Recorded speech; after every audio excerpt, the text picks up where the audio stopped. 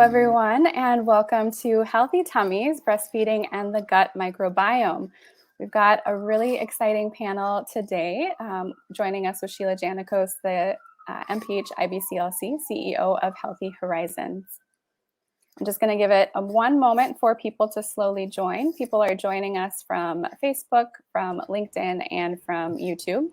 This replay will be available tomorrow, 9/27 on Tuesday, and it will be available as evergreen content on YouTube and Facebook. So if you ever need to refer back and have questions, it will be available there for everyone.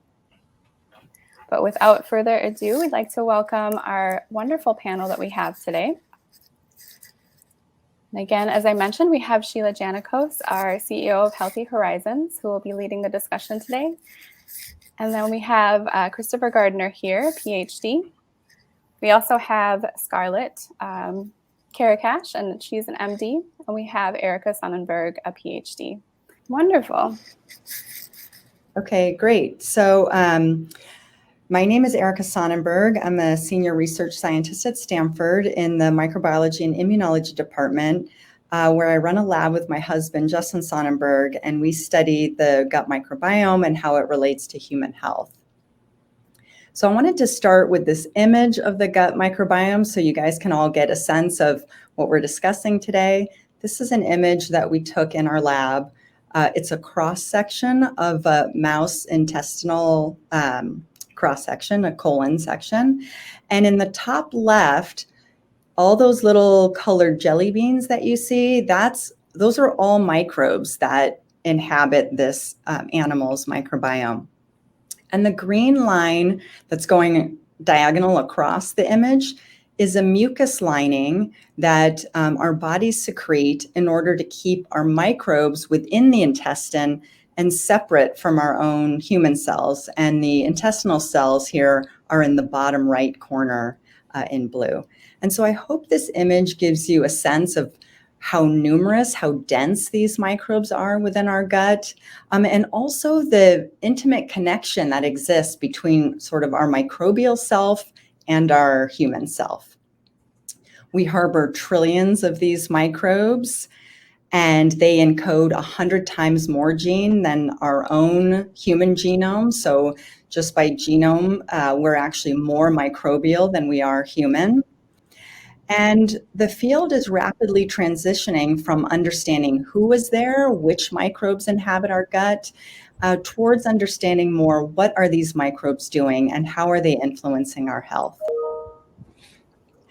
We know that the microbiota is connected to essentially all aspects of human biology. So they're connected to our metabolism. So how many calories that you ate for breakfast that are burned versus stored as fat can be dictated by the microbes within your gut. Your immune system, how quickly you fight off an infection, even if that infection is within your lungs, can be dictated by the microbes within your gut. And then also your central nervous system, things like cognition and behavior appear to be influenced by our gut microbes as well.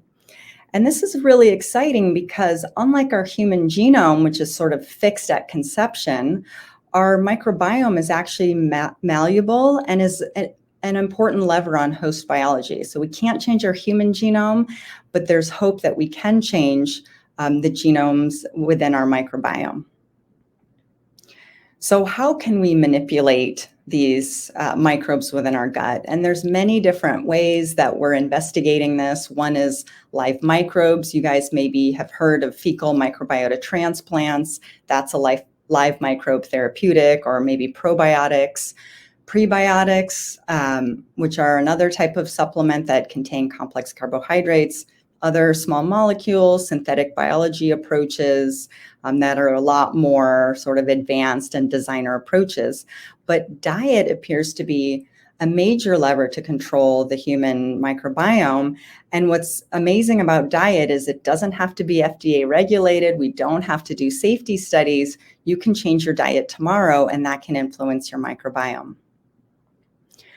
What we found from studying the gut microbiome is that people living in the industrialized world or living industrialized lifestyles have a microbiome that appears to be deteriorated relative to people that live a more traditional or non-industrialized lifestyle. And specifically what we see in these more traditional populations is that their gut microbiome is very rich and lush, much like sort of an rainforest ecosystem. And that's important because high diversity microbiomes, or these rich, lush microbiomes, are associated with a bunch of measures of better health. In the industrialized world, or people living in industrialized lifestyles, things that aspects of industrialized lifestyles like industrialized diets, increased sanitation, antibiotics, baby formula, C-section, all these things appear to be having a detrimental impact on the gut microbiome and is resulting in loss of diversity. And so our internal ecosystem is looking less like a lush rainforest and more like this clear-cut forest.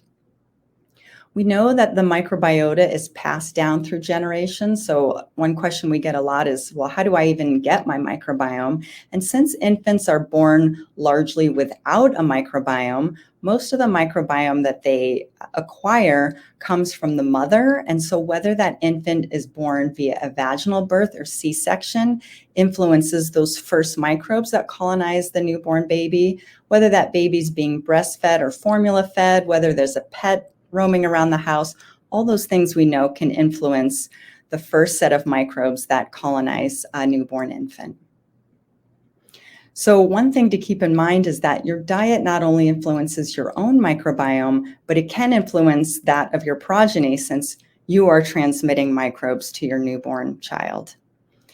So we know the industrialized lifestyle that's associated with things like fast food, lots of sanitation, medication, is associated with a deteriorated microbiome, and that deterioration is associated with poorer health outcomes. And so the question that we're asking is, what are aspects of our lifestyle and diet that we can change to improve our microbiome and improve health? And we created this Center for Human Microbiome Studies at Stanford, in which we're trying to use humans as a model system as opposed to animal models, so we can more quickly understand things that we can change in diet or other aspects of lifestyle that will improve the human microbiome and improve human health. So in this schematic here, I have a cartoon image of a small and large intestine, just to give you a rough idea of what the microbiota is doing. So basically, when you eat a high fiber diet, signified by this head of broccoli on the top, it contains complex carbohydrates that our human genome is not well equipped to digest. And so those complex carbohydrates actually reach the colon, which is where the majority of our microbiome lives. And the microbes within the colon can then digest these complex carbohydrates. They're really good at digesting dietary fiber and complex carbohydrates. They create all kinds of small molecules when they do this. One of the more famous classes of these molecules are called short-chain fatty acids. That can reach our circulation, and then that can influence our immune system, metabolic health, all those things. But we know that the industrialized lifestyle diet is one that's not rich in complex carbohydrates. It's in fact very rich in simple sugars, and those have a very different path as we digest them. Because our human genome is actually very good at absorbing and digesting simple carbohydrates, those get absorbed very early in our digestion. Those cause increases in blood sugar that can lead to all kinds of metabolic derangements, things like diabetes. And unfortunately, it doesn't leave a whole lot of sustenance left for our gut microbes that are sitting waiting in the colon for complex carbohydrates to show up.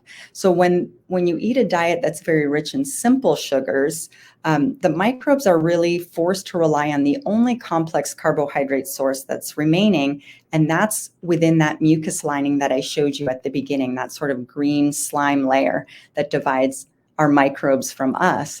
And when the microbes start consuming the complex carbohydrates within that green mucus layer, that can set off all kinds of immune system alarm bells and cause systemic inflammation and a host of other health problems.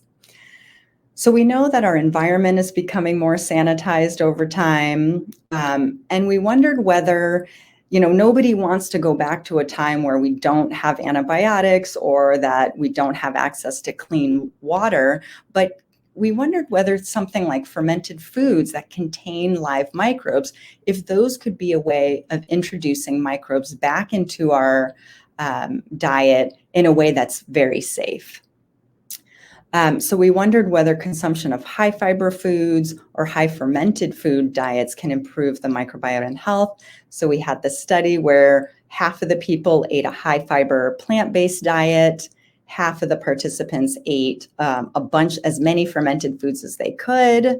And what we found was that when participants ate a lot of fermented food, it increased the diversity of their microbiota. So at the beginning, they have about 100 different species that we can see in their gut. 14 weeks later, they have close to 140 species within their gut. So that's a huge number of species that they were able to recruit and maintain within their microbiome. So fermented foods does seem to be a way in which we can increase microbiome diversity that is safe, and we don't have to give up all the benefits of sanitation and things like antibiotics.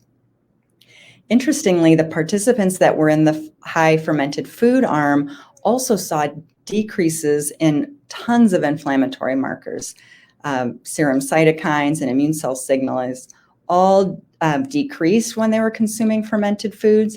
And so this is an indication that simmering inflammation was being sort of reined in when people were having fermented food, and we think that this could have long-term health benefits for these individuals. Interestingly, the high fiber group, we didn't see increases in microbiota diversity or cohort-wide changes in immune status, and we weren't really sure why that was the case. And one hypothesis we have is that when people were eating more complex carbohydrates, in the higher fiber diet, maybe they didn't have the diversity or the right types of microbes in their gut, so they couldn't digest these complex carbohydrates, and it couldn't release these molecules that we know are important for regulating the immune system and metabolic health.